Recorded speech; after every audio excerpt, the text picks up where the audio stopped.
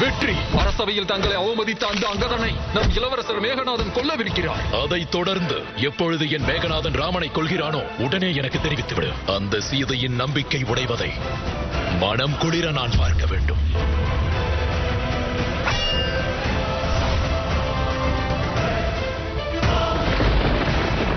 அரசே, அனுமனுக்கும் நமது இளவரசருக்கும் பயங்கர போர் நடந்தது.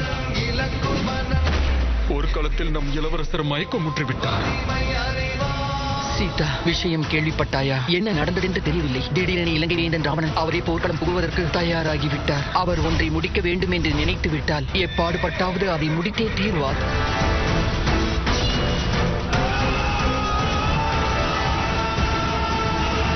ராவணா, உன்னை நான் தண்டிக்கப் போகிறேன்.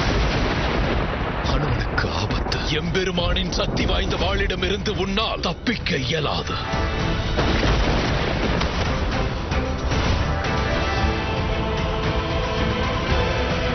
மகனே, அனுமன் அவர்களே,